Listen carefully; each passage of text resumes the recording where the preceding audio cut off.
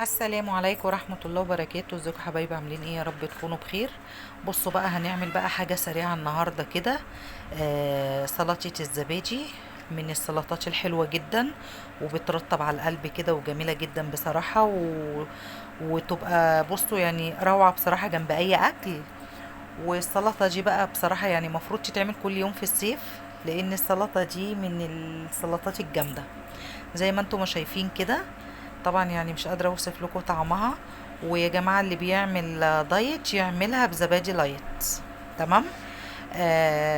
الكمية اللي انت عايزاها بزبادي لايت والخيار اللي انت عايزاه، بس ما تحطيش زيت ذرة. يا ريت تحطي زيت زيتون. يلا نسمي الله ونبدأ هنشوف هنعمل ايه. هنا معانا كوبايتين زبادي، وهنا معانا مايونيز. وطبعا اللي هم اصحاب الدايت ما يحطوش مايونيز يا جماعه. ومعانا خيار. الخيار انا مش مقشراه، انا بشروه على فكره بالقشر بتاعه. طعمه حلو جدا ومسكر، خلي بالكم. طبعا فضينا هنا في الطبق معانا كوبايتين الزبادي، وهنحط معلقتين حلوين كده مايونيز، معلقتين كبار كده مايونيز. تمام. وبعد كده هنحط شويه كمون وشوية ملح ومعلقة خل بس مش مليانة. تمام كده. وهنقلب بقى المكونات دي كلها ببعضها. طبعا اللي ما اشتركتش في القناة تشترك وتدوس على كلمة الكل عشان يوصل لها كل جديد. ويا ريت تشيروا الفيديو لحبايبكم زي ما انتم ما شايفين كده.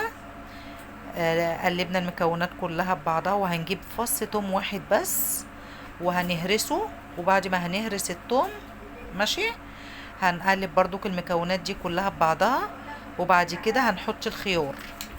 هننزل بقى بالخيار بالكمية بتاعتنا كلها. حط الكمية اللي انت حبيها زي ما انتم ما شايفين طبعا كده. نزلت بكمية الخيار، بس سبت يعني معلقة بالظبط عشان خاطر بس ايه احطها لكم من فوق الوش. بس بقى وقلبي. وهنحط بقى حاجة كده في الاخر، دي بقى بتديها طعم تاني خالص وتستعلي جدا. تمام. الحاجة دي بقى ايه هي؟ شوية نعناع صغيرة. ياه على الجمال بصراحة، والطعم تحفة. افركي شوية نعناع كده صغيرين.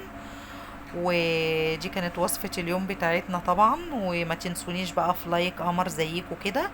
واللي ما اشتركتش في القناة تشترك وتدوس على كلمة الكل عشان يوصل لها كل جديد. ويا ريت تشيروا الفيديو لحبايبكم. بصوا بقى، انا حطيت على فكرة نقطة زيت واحدة بس. ودي كانت وصفة اليوم، والسلام عليكم ورحمة الله وبركاته.